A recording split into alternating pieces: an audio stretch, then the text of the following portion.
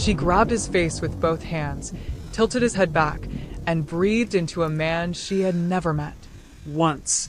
Twice. She pressed her palms into the center of his chest and pushed, hard, rhythmic, desperate. The way they trained her to, the way her arms remembered even when her brain was screaming that this made no sense. This man was not supposed to be here. This building was not supposed to have anyone in it. She had only cut through it because the back road was faster and the rain was coming down like punishment, and her shift had ended 2 hours ago and she was tired. She was so tired. But she could feel heat still under her hands. So she kept pushing. "Stay," she said out loud, because her nursing instructor once told her that unconscious people can sometimes still hear, and it costs nothing to try. "Stay with me. I did not find you just to lose you. Stay." He stayed. She never thought about him again. Not once. Not for years. Until the morning he walked through the door of her gym and stood there like a man who owned the oxygen in the room, and something moved in her chest. Not recognition. Not yet. Just the strange, unsettling sensation of a memory that hadn't woken up yet. She put her earphones in and got on the treadmill. He didn't exist. Neither did the feeling. She was very, very good at that. Her full name was Ella Yoon Bridges. The Yoon came from her mother, Park Soo-yeon, who had grown up in Incheon and had the kind of quiet grace that made rooms feel warmer. The Bridges came from her father, Marcus Bridges, an American military man who had laughed too loudly at everything and cried at every single one of Ella's school graduations without a single shred of embarrassment about it. She had her mother's cheekbones and her father's eyes, wide, direct, the kind that made people feel seen even when she wasn't trying. She was Black and Korean in a country where that combination still made strangers pause in the street, and she had long ago made peace with taking up space that hadn't been prepared for her. She was 29 years old. She was a trauma nurse at the Yongsan Military Base Medical Center. She had hands that didn't shake and a voice that didn't rise and a resting face that her colleagues called the wall, not unkindly but honestly. She was not cold. She was contained. There was a difference that most people never bothered to learn. She had been living in Seoul for 3 years. Before that, Busan. Before that, a base hospital in Germany where she'd treated wounds she still occasionally dreamed about. She moved when the contracts ended, and the contracts always ended, and she had learned not to grieve the places she left because the grief accumulated and there was only so much room inside a person. The gym was her one consistency. Wherever she was posted, she found one. It was the structure that held everything else up.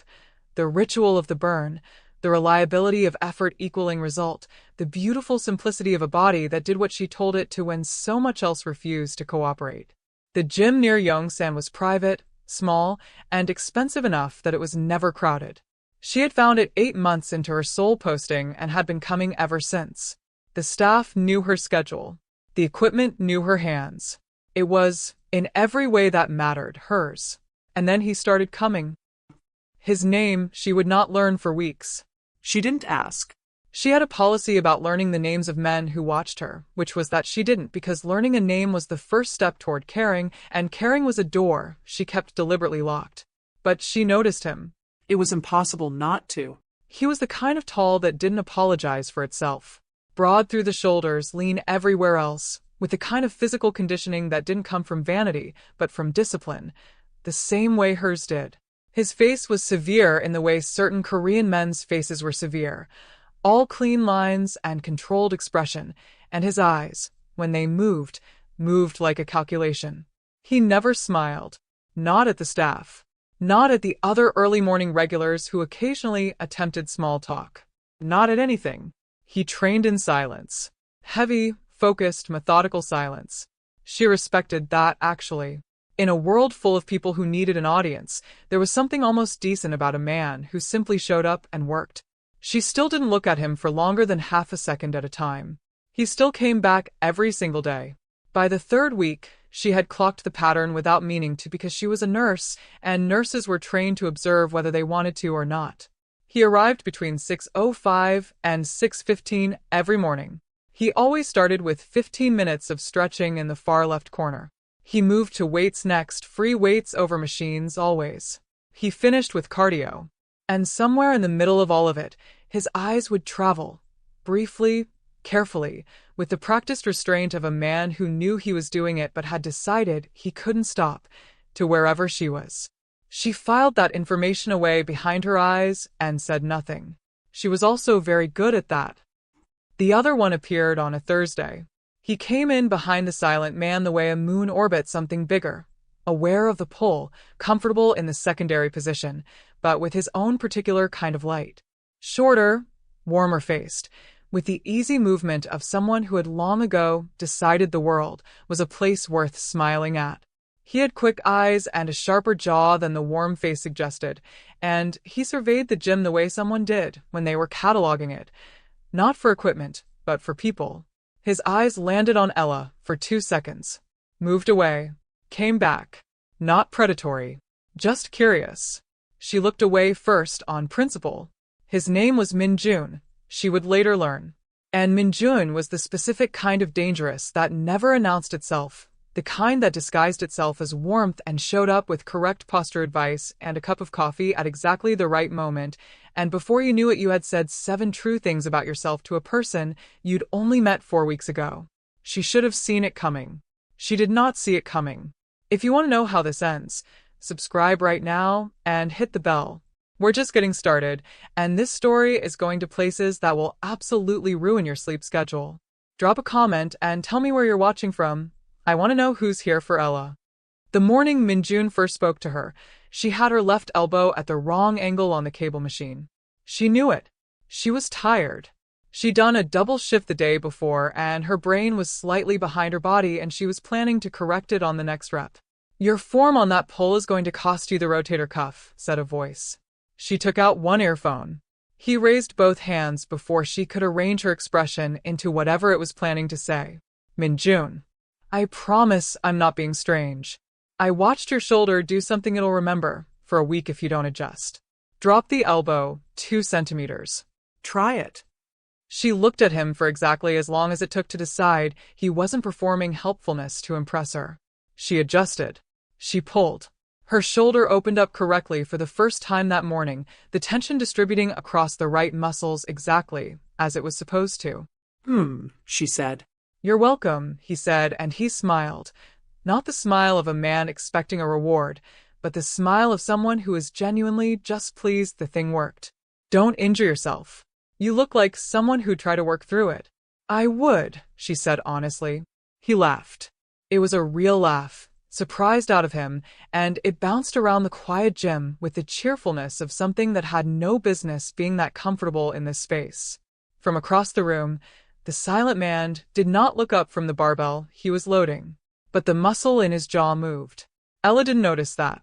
She noticed everything else about Minjun, though. The way he made space for silence instead of filling it, the way he asked one question and waited all the way through the answer before responding, the way he didn't once make her feel like she was being assessed. By the end of the session, she had told him she was a nurse, that she'd been in Seoul 3 years, that the base cafeteria committed crimes against rice on a weekly basis. She had not told him anything important. She had also, she realized on the drive to work, not been bored. That was more than she could say for most conversations. She turned on the radio and told herself it meant nothing. Behind her, in the gym she'd just left, Park Jae-won loaded another 20 kilograms onto the bar and lifted it with the focused, furious energy of a man who had absolutely no idea what he was feeling and absolutely no intention of finding out. Minjun was annoyingly easy to like. That was the problem. If he had been obvious about it, if there had been a single moment where the charm felt performed or the warmth felt calculated, Ella would have known exactly what shelf to put him on, and she would have left him there without guilt. She had a system. The system had served her well for 29 years across 4 countries, and more postings than she cared to count. Minjun didn't fit the system. He didn't try to. He just showed up every morning with good advice and a non-invasive presence, and the occasional dry observation about the other gym regulars that made her laugh before she could stop herself, and slowly, the way erosion works quietly, invisibly, until you look down and the ground has changed, she started looking for him when she walked in. Not in a way that meant anything. She told herself that clearly and often. Just the way you look for familiar things. The way you look for your regular chair.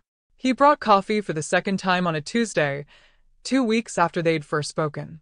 He held it out without ceremony, the way you did with someone you'd already decided was worth the gesture. You did a double again, he said. How do you know that? You have the look. He tilted his head. Not tired. Just slightly further away than usual. She took the coffee. Looked at him over the rim. That's a very specific observation. I pay attention, he said simply. To what? People. It's a professional habit. What's your profession? He smiled. The easy one. The one that arrived before he could arrange his face into something more careful. Management. That's vague. It's accurate. She let it go. She was, herself, a person who answered questions with the minimum required information, and she had always found it much easier to respect that quality in others than to challenge it. They sat on the bench near the entrance for 20 minutes after their sessions, drinking their coffee, talking about nothing that mattered. He told her about growing up in Daejeon. She told him about the base in Germany. He asked about her parents. She described her father's graduation, crying with a deadpan delivery that made Minjun cough his coffee. Every single graduation, he said. Kindergarten through nursing school. Fully committed. No hesitation. That's beautiful and slightly mortifying. Yes. He was laughing again. That real laugh. The surprised one.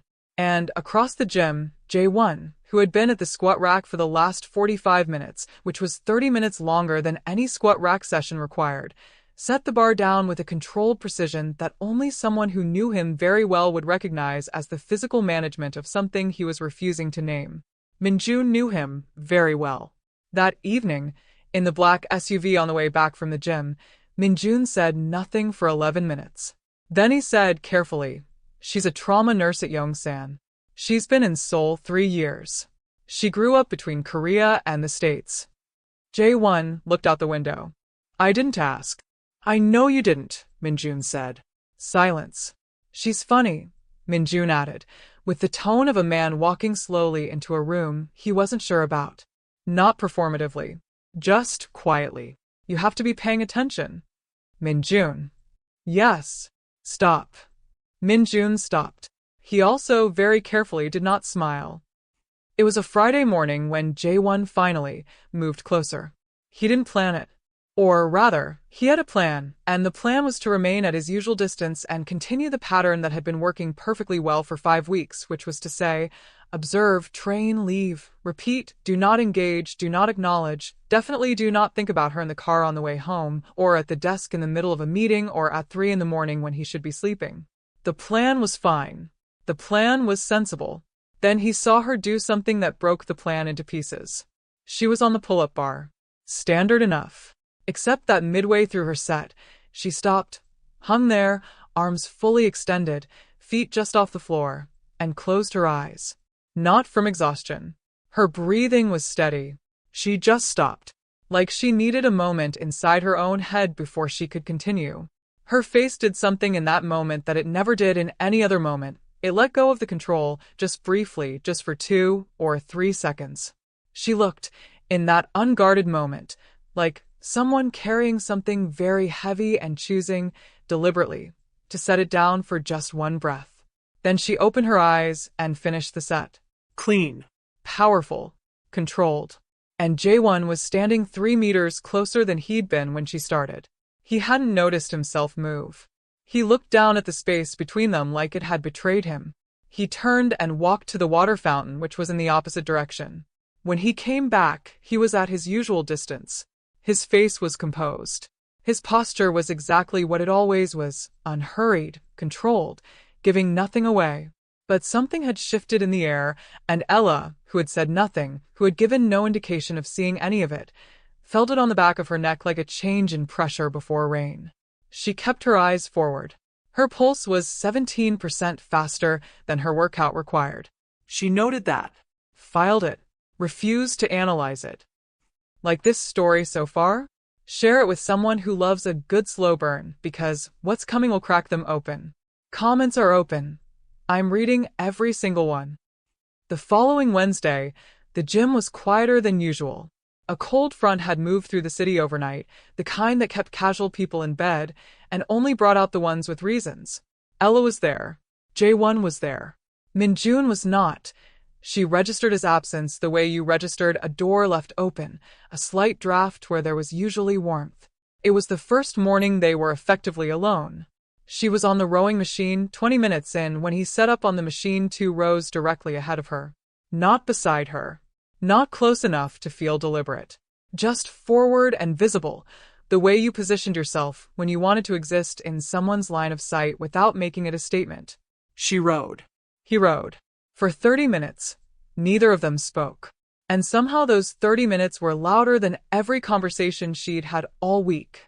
She finished first.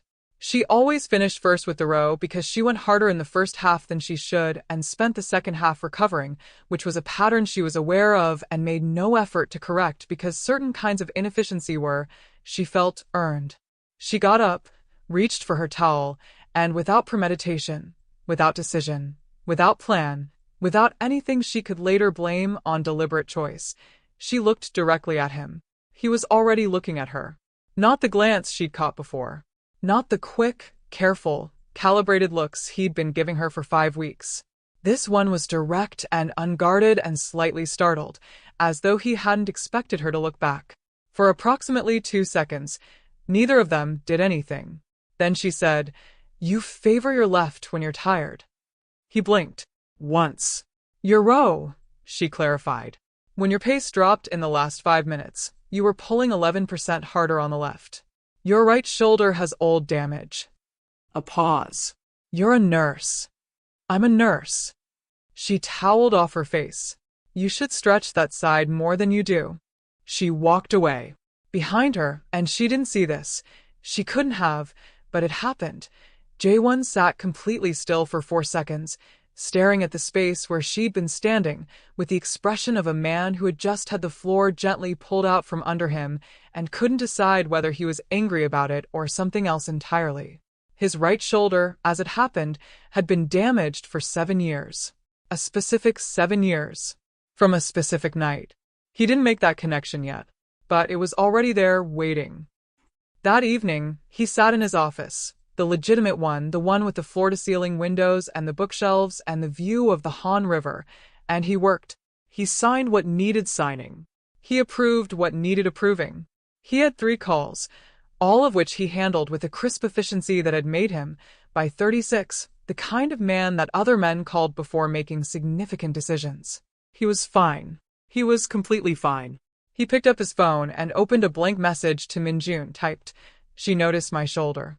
He looked at the message for a long time, deleted it, Put his phone down. picked it up again and typed, "Don't talk to her about me." Sent it before he could reconsider. Minjun's response came 20 seconds later. "I haven't." Then 3 seconds after that. But you just told me you want me to. Jae-won put his phone face down on the desk and stared at the ceiling of his very expensive office and thought about the specific and inconvenient reality of working for a decade with someone who understood you better than you understood yourself. He thought about a woman on a pull-up bar, closing her eyes for 3 seconds between sets. He thought about a rowing machine and a direct gaze, and you favor your left when you're tired. He thought about his right shoulder, which he'd been stretching insufficiently for years because he'd taught himself not to think about how it got that way. He did not think about the night it happened. He very deliberately, very carefully did not think about that. There was a version of Ella that no one at the gym had ever seen. The version that existed between 2 and 4 a.m. in the base hospital, when the shift went bad and the lights went flat and everything narrowed down to a body on a table and a set of hands that had to keep moving. The version that walked out of those nights into the parking lot, sat in her car, pressed her forehead to the steering wheel and stayed there, not crying, not breaking, just breathing, just telling her own nervous system that it was over and they had done what they could and now it was time to release it. She had seen people at their absolute limit and held the line for them. She had made calls that stayed with her. She had learned that the body remembered everything the mind tried to let go of and that the only way to manage that was movement, which was why she ran and lifted and rode and showed up even on the days she hadn't slept, especially on those days, because standing still was the one thing she couldn't afford. All of that, every single layer of it, existed in her before the silent man with the dark training gear and the damaged shoulder had ever set foot in her gym. She needed herself to remember that. She wrote it in the small notebook she kept on her bedside table, the one she'd started using 2 years ago when a therapist at the Busan base had gently suggested that externalizing her processing might help. She wrote, "I was a complete person before I noticed him. I remain a complete person while noticing him. These are facts." Then she looked at what she'd written. "Why," she said to her ceiling, "am I writing about him?" Her ceiling had no answer. She closed the notebook and went to sleep. Minjun was at the gym the next morning, back from wherever he'd been, with a new wool hat that was slightly too large for him and made him look, as Ella told him, without any particular softening, like a sleepy golden retriever. "That's the kindest thing you've ever said to me," he said solemnly. "That's a low bar." "It's your bar. You said it." He fell into step beside her toward the free weights. "Good morning, by the way." "Morning. How was your shift?" "Stable. Which is what you want." "How's the shoulder?" She rotated it. Fine. "I've been stretching it properly." A pause. "Unlike some people." Minjun's mouth curved. "He mentioned you said something to him." She looked over at him. "He told you that?" "He texted me at 9:30 at night about it." Which is, he appeared to be choosing words carefully. Unusual. For him. She processed that. "What does he do?" she asked. The question came out more directly than she intended, but she was tired, and direct was her default. Minjun considered the question the way you considered something that had more than one answer. "He runs several businesses," he said eventually. "He's very good at what he does." That's still vague. Still accurate. She looked across the gym to where Jaewon had arrived. She hadn't heard the door, but she'd felt the shift in the room. She was becoming pathologically attuned to that shift, and she resented it. And he was at the bench press, loading plates, his back to them. He hadn't looked over. "What's his name?" she asked. Minjun told her. "Jaewon," she said quietly, testing how it sounded. Ordinary. 2 syllables. Belonging to any number of men. Across the room, without turning, without any visible change in what he was doing, the man whose name she'd just said went very still for exactly one breath. Then he pressed the bar and kept going. Minjun watched all of this with the expression of someone watching a nature documentary about 2 animals who hadn't quite figured out yet that they were circling each other. He found it, privately, both fascinating and mildly stressful. He had worked with Jaewon for 9 years. He had watched him negotiate, strategize, intimidate, and outmaneuver people who had twice his resources and 3 times his noise. He had never, in 9 years, watched Jaewon go still because someone said his name. He picked up his water bottle and said nothing. He was very, very curious about how this was going to end. If you're Team Jaewon, Team Minjun, or Team Ella deserves better than both of them, drop it in the comments right now, and share this with whoever you force to watch things with you. They need to be here for this. The first time they had a real conversation, it was an accident. It was a Saturday. Ella had come in later than usual, noon, which was practically midday, and felt morally wrong to her. But her Sunday morning shift had been swapped to Saturday, and the whole week had been knocked sideways. The gym was quieter in the middle of the day. Different energy. Slower. She was by the stretching mats when she dropped her phone, and it slid under the equipment rack. She got down on one knee, reached too short. She was lying almost fully flat on the floor trying to retrieve it when a hand appeared beside hers, longer reach, and simply picked it up. She sat up. Jaewon was crouching next to the rack. He held the phone out. "Thank you," she said. He nodded. Stood up. She stood up too. They were closer than they'd been before. The width of a conversation rather than the width of a room. This close, she could see that his eyes were not fully dark. There was a ring of something warmer near the iris. She noticed, with the clinical specificity of someone trained to read bodies, that his resting expression was not cold, exactly. It was managed, like a face that had learned to hold itself still, and had been doing it for so long it had almost forgotten any other way.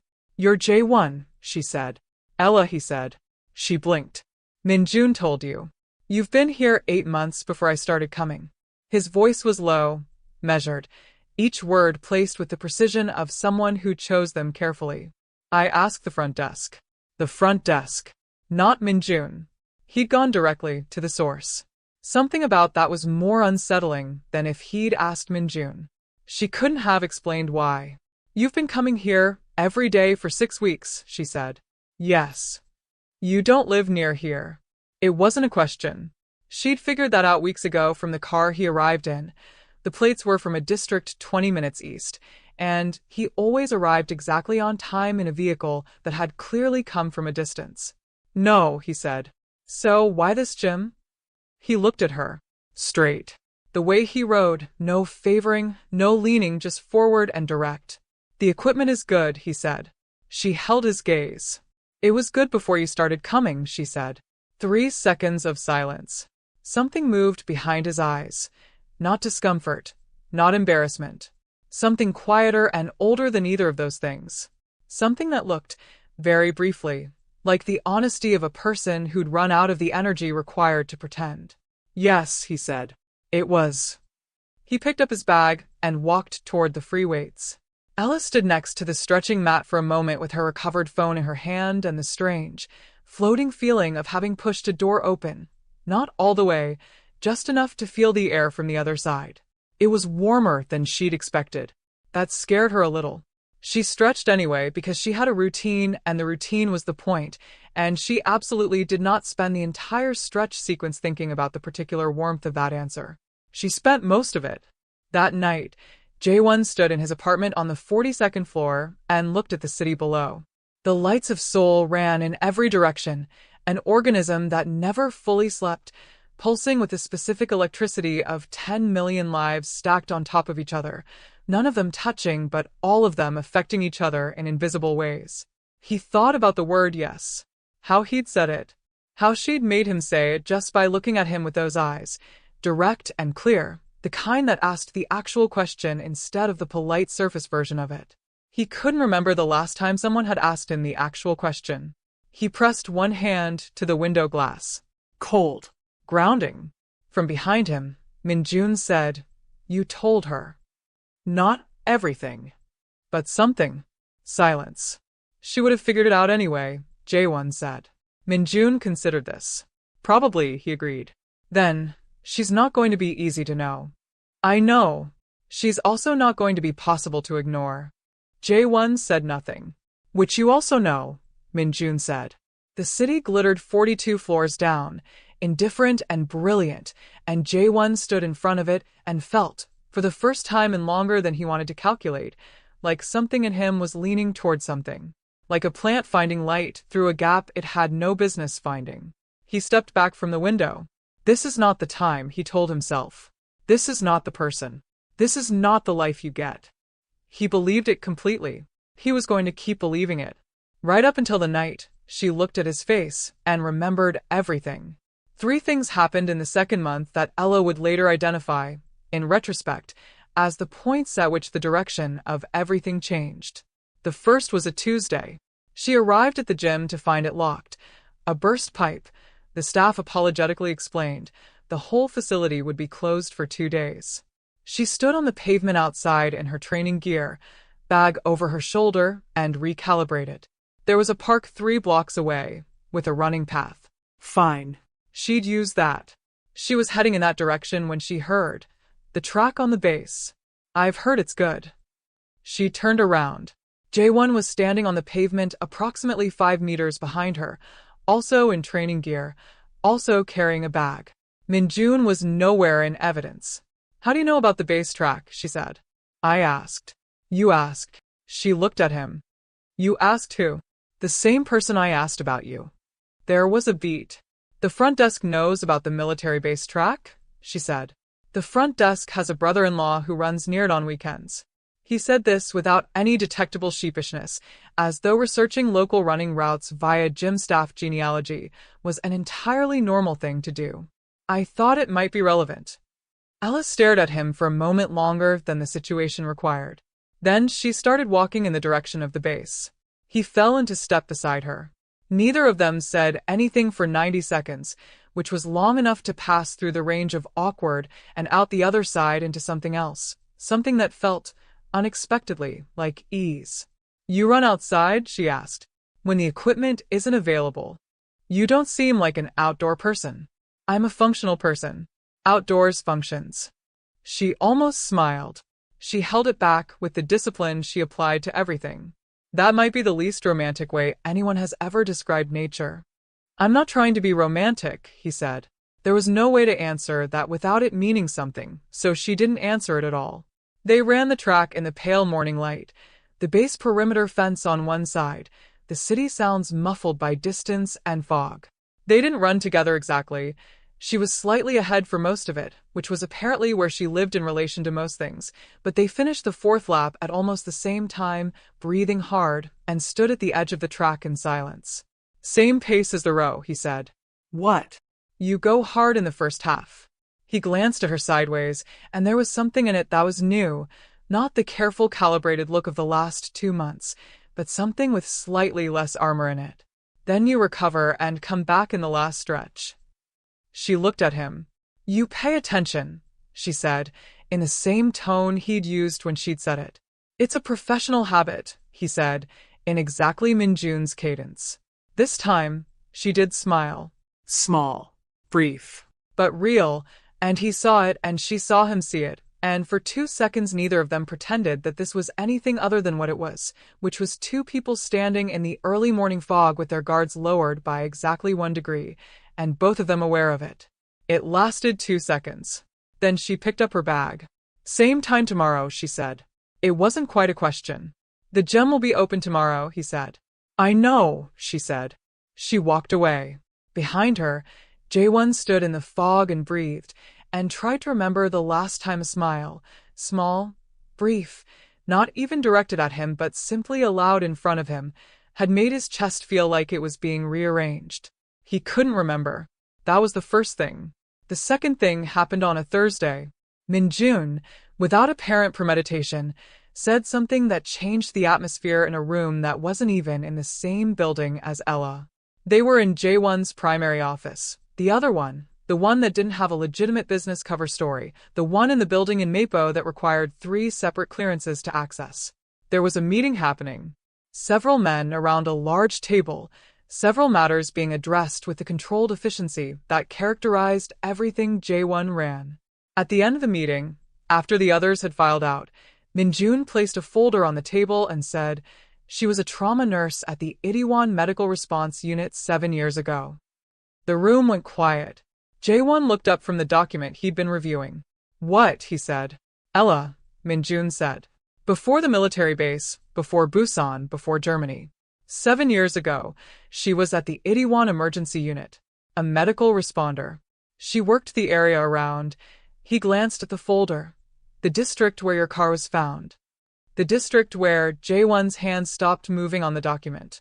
The district where, 7 years ago, after the worst night of a career built on worse nights, he had been found unconscious in an abandoned building at 2 in the morning with a gunshot wound that should have killed him.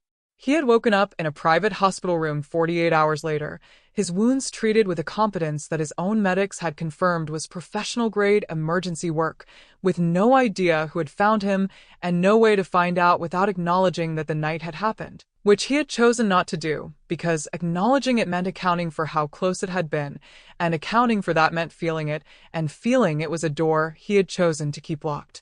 He stared at the table. Minjun, he said carefully. I'm not saying anything, Minjun said, with a tone of a person saying everything. I'm giving you information. What you do with it is your business.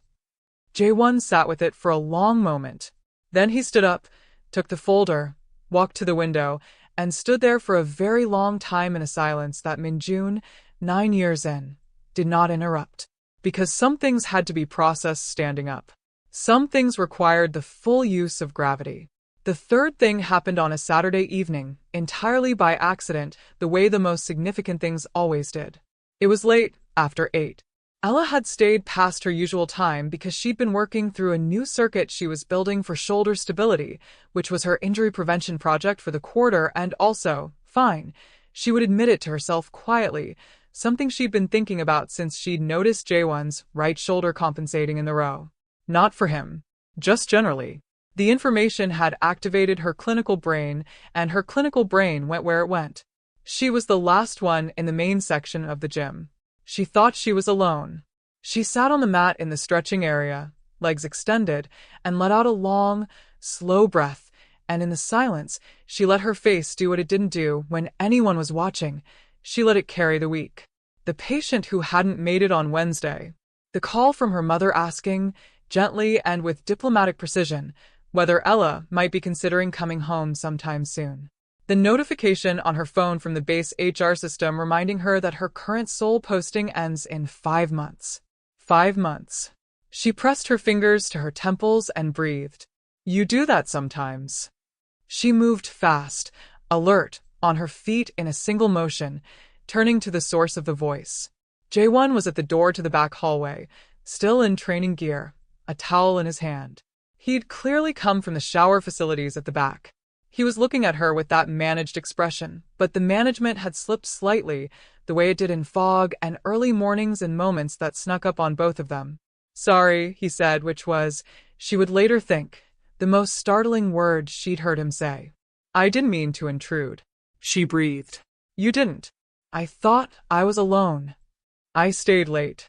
He didn't explain why. He rarely explained anything, she'd noticed, unless he'd decided the explanation was worth the cost of it. She nodded. He should have left. The exit was right there. That was the obvious next move. Your posting ends in 5 months, he said. She went very still. He continued, Minjun mentioned you'd said something about Seoul being temporary. Minjun talks, she said. He does, Jae-won agreed, with something that was almost, she could have been wrong, almost dry. She looked at him. This close, in this lighting, with his face slightly unguarded, he looked like someone who had learned very early that the world required a kind of armor and had worn it so long he'd forgotten it wasn't his skin. She understood that. She understood it in a way she hadn't expected to understand anything about this man. Don't, she told herself. 5 months is still 5 months, she said. Yes, he said. A pause. That's what you said before, she said. Just yes. It's a complete answer. It's a minimal one. He tilted his head, the smallest degree. Is there a difference? Something in her chest moved. Sideways, slightly. Like furniture being shifted 1 inch. She picked up her bag. Good night, Jae-won, she said. Good night, Ella, he said. She walked out. The city was loud and cold and full of lives being lived in all directions, and she walked through it with her bag on her shoulder and her face forward and her chest doing things she was filing away to examine later, in her notebook, on her bedside table alone. She wrote that night. He said my name like he'd been thinking about how it sounded. She stared at that. She did not cross it out. The night it happened, the night everything broke open and rearranged itself into something neither of them could walk back from, started with a power cut. It was a Thursday evening, 7:30, and Seoul was in the middle of one of those spring storms that arrived without apology and turned the city into a system of rain-hammered glass. The gym's backup lighting flickered on, amber and low, turning the space into something that looked less like a fitness facility and more like a memory. There were only 3 people inside. Minjun had left an hour earlier. Something about a call he needed to take, his voice carefully neutral in the way it got when something needed handling. He'd looked at Ella, then at Jae-won and said, I'll see you both tomorrow, and Ella had noted, with the observational instinct she couldn't turn off, that he had not looked sorry to leave. Which left Ella and Jae-won and the rain. She was cooling down on the mat. He was wrapping his hands at the bench. Neither of them was talking. The storm pushed against the windows with a low, constant pressure, the kind of weather that made it feel like the world outside had temporarily ceased to matter. Ella sat back and stretched her neck, left, then right, and when she tilted right, the amber light caught her face in a way that made a shadow fall across her cheekbone, and she closed her eyes for a moment, and she looked. She looked like the memory of something. Jae-won's hands stopped moving. Something pulled inside him. Not in his chest, deeper, the way a splinter works through tissue toward the surface over a long time. A feeling that wasn't new but that had been building in layers, so slowly he hadn't known it was building, and now it was here, and it was large, and he didn't know what to do with it because he was Park Jae-won, and he had spent 36 years making sure he always knew what to do. He didn't speak, but He didn't look away either. And Ella, who had her eyes closed, who had no way of seeing him, felt it. She felt it the way you feel someone standing too close in a dark room, a warmth that didn't announce itself, a presence that pressed against the edge of your awareness and refused to recede. She opened her eyes. He was looking at her. Not the calibrated look. Not the managed one. This was something that had gotten away from him, direct and unguarded and carrying too much weight to pretend it was casual. She should have looked away. She had been looking away for 10 weeks. Looking away was the plan. She didn't look away. "Why are you still here?" she asked. Her voice was quieter than she intended. The storm made the silence between words feel thick. "I was about to leave," he said. "Before the power cut?" "After." She held his gaze. "After what?" He set the hand wraps down slowly, looked at the middle distance, then back at her. "I wasn't ready to stop being in the same room as you." He said it with the flat, unadorned honesty of a man who had decided that a careful answer was no longer available to him. "I recognize that is a lot," she said. "Yes." The rain hit the windows harder. Seoul was indifferent and relentless outside. Ella sat with what he'd said. She turned it over.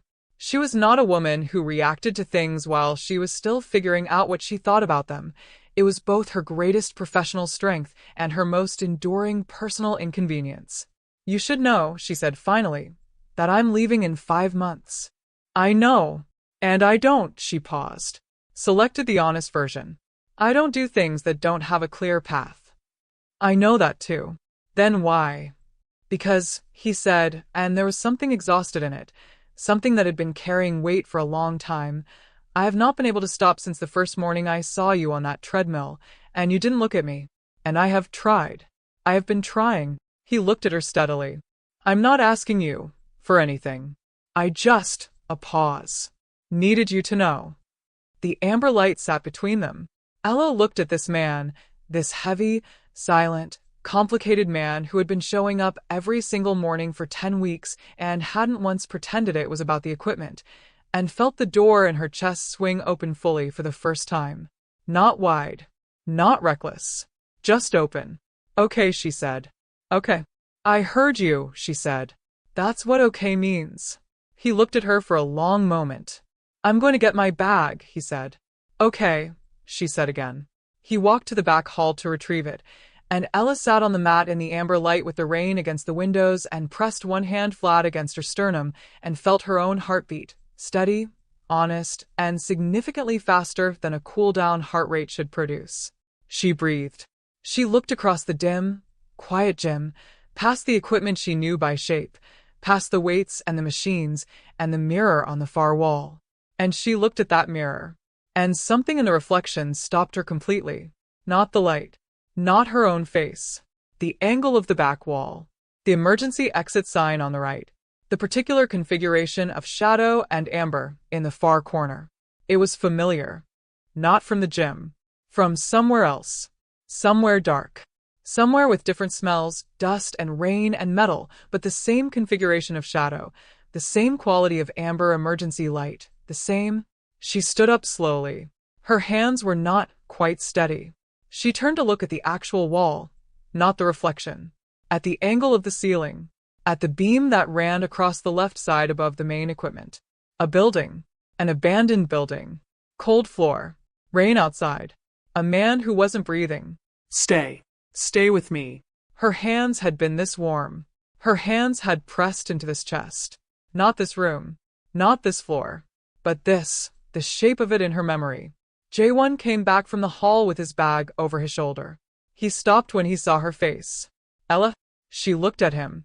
She looked at him in a way she had not looked at anyone in the gym before, not with the cool assessment she used on everyone, not with the careful measurement of the last 10 weeks. She looked at him like she was reading a scar, like she was checking a chart, like she was doing the thing her hands had always done better than her heart, verifying. His face. His jaw. His eyes. The line of a scar at the base of his left side. She'd noticed it once in a tank top and filed it away as old, surgical adjacent, significant. The right shoulder that compensated without him knowing. The way he went still under pressure, like a body that had learned that stillness was survival. Her voice, when it came, was barely above the rain. "I treated you," she said, "the night you should have died." The bag slipped from his shoulder. She took one step toward him. 7 years ago. Her voice was shaking now, not with fear, with a specific tremor of a truth that had been buried for 7 years and was pushing through the surface. "An abandoned building. You weren't breathing. I found you by accident, and I worked on you for I don't know how long, and when I heard a pulse I called for help anonymously because I didn't know who you were, and I was scared of who might come looking and—" She stopped, breathed. "I never found out if you survived," she whispered. "I told myself it didn't matter. I made myself not look." The gym was absolutely silent. Outside, the storm continued its indifferent roar.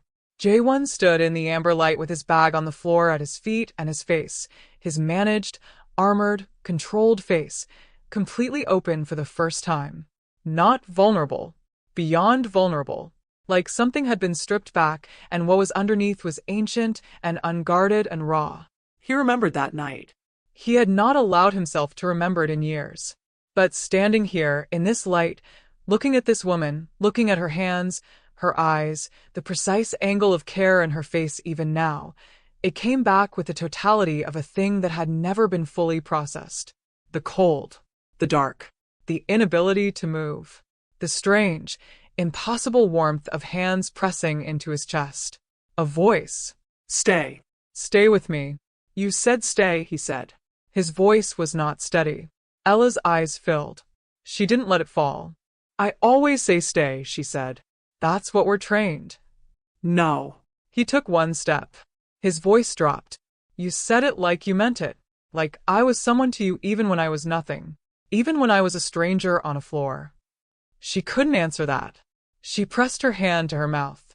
Park Jae-won, who ran an empire, who had not cried since he was 12 years old, who had constructed an interior life of such controlled architecture that nothing could topple it, stood in the amber emergency light in a gym near a military base and felt the exact, specific sensation of a foundation shifting. Not collapsing. Shifting. Into something new.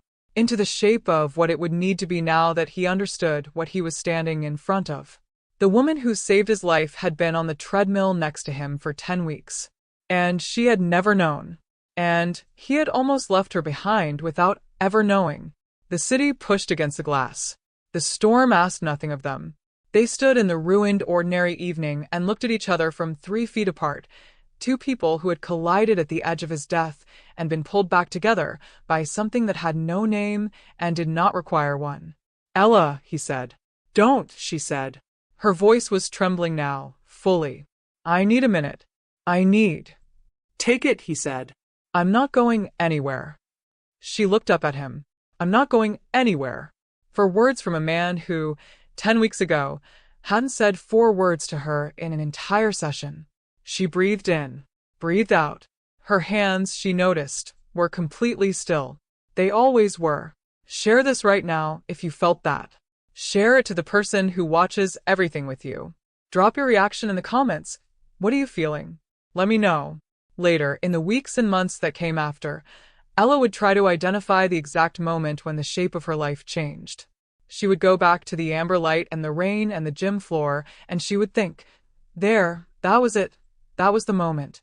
But the honest answer, the one she eventually wrote in her notebook at 3 in the morning with the kind of clarity that only arrived when the city was finally quiet, was that the moment hadn't been a single point. It had been every morning, every treadmill, every cup of coffee and corrected form and rowing machine, and yes said with more honesty than either of them knew what to do with. The recognition in the gym had been the match. But the fire had been building for 10 weeks in an ordinary gym at 6 in the morning, 2 people showing up the same way every single day, without knowing why. That was the part that got her. The showing up. She went home that night in the rain.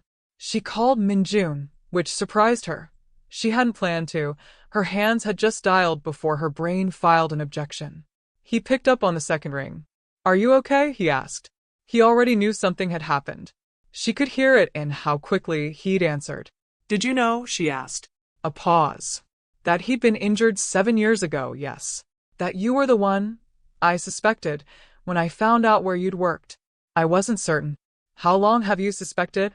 3 weeks. She breathed slowly through her nose. And you didn't say anything. It wasn't mine to say. His voice was careful, but not apologetic. Some things have to arrive on their own timeline. If I told you, you have run. She wanted to argue with that. She couldn't. Is he okay? She asked. The smallest pause. Then, quietly. He's standing on his balcony in the rain, which is not something he does. So I'm going to say no, not entirely, but okay in the way that matters. She looked out her own window at the same rain. Minjun, she said. Who is he? Really? A long pause. The longest of any pause she'd heard from him. He's complicated, he said finally. I know that. More than complicated. More than management, she said. Yes. A breath. More than management. He'll tell you himself if you give him the chance. He'll tell you everything, Ella. That's who he is underneath it. He doesn't lie to people he respects. He just takes a long time to decide who that is. She absorbed that. He respects you, Minjun added, very quietly. He's never in his entire life respected someone faster. She pressed her forehead to the cool glass of her window. Good night, Minjun, she said. Good night, Ella. Jae-won came to the gym the next morning. Ella was already there. Already on the treadmill. First kilometer in. Pace steady, eyes forward. He stood at the entrance for a moment. Just a moment. Then he walked to the treadmill beside her. Not 2 down, not 3. The one directly to her left. He set his pace. Started running. She didn't look over.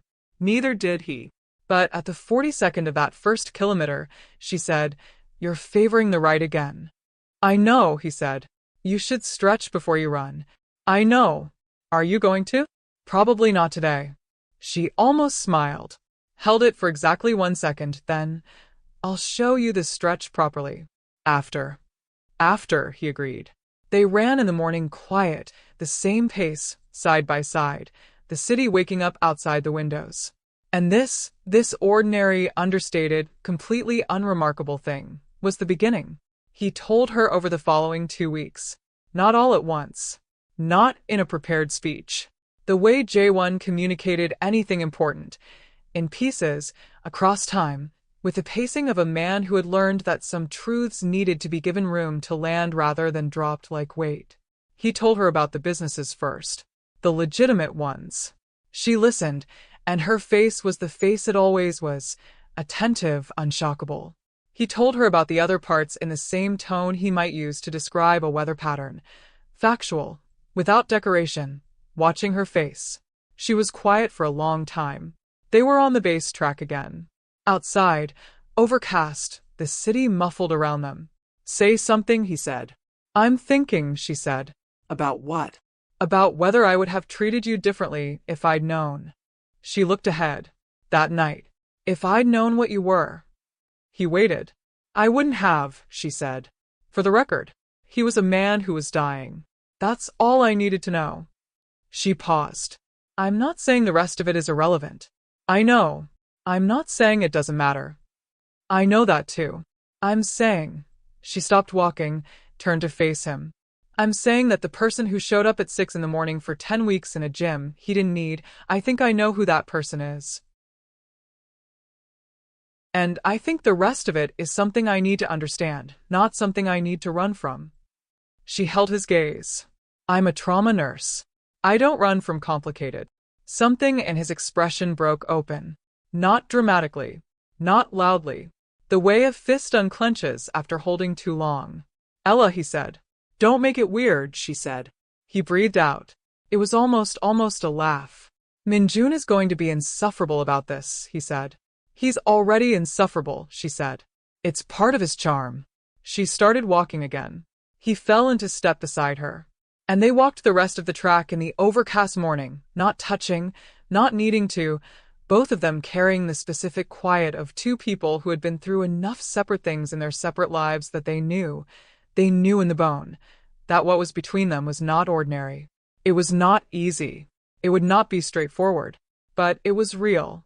And they had both separately spent enough of their lives with things that looked fine from the outside and were hollow in the middle to know the difference. 3 weeks after the gem and the amber light and the rain, Ella sat at her kitchen table and opened her notebook. She wrote, "He came back. He was always going to come back. Not to me, not at first, just to his own life. But then we ended up in the same room, and I think something in both of us knew that we'd been in the same room before. In the dark. On a cold floor. When he couldn't know me, and I couldn't know him, and all that existed was the work and the will to survive." She paused. Maybe that's what this is. Survival recognizing itself. She looked at that for a long time. Then she wrote one more line. "My posting ends in 4 months." I don't know what that means yet. What she didn't know, what she would discover 5 weeks from now, in a bathroom in the base medical wing, holding a test with 2 unmistakable lines and a heart that had stopped making sense of timelines, was that 4 months was no longer the shape of the question. The question had changed. The question was now much larger, much more terrifying, and entirely without a clear path, and Ella Unbridges, who only did things with a clear path, was going to have to figure out how to do the one thing she had never been trained for. Stay. Not for him. Not yet. Maybe eventually. But first, stay for the reason she hadn't named yet. The reason that was smaller than either of them and larger than both of them, and growing in the dark the way important things do, quiet and inevitable whether you were ready or not. 2 lines. Her hands were completely still. They always were.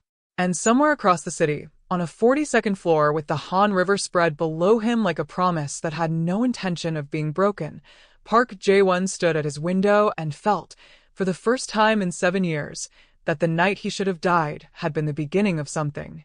Not just survival. Arrival. He pressed one hand flat to the glass. Cold. Grounding. And he thought about a woman who had pressed her hands to his chest in the dark and told him to stay, like he was someone worth keeping. He thought about her hands, completely still, even now. He smiled. Privately. Fully. And meant it. If you're not already completely gone for these 2, I don't know what to tell you. Subscribe if you haven't. You absolutely cannot miss part 2. And drop in the comments, what do you think she's going to do? Does she stay? Does she run? Does Jae-won find out before she's ready? Tell me everything. I'm reading all of it. Share this with the person who needs a story that actually means something. They'll thank you. See you in part 2.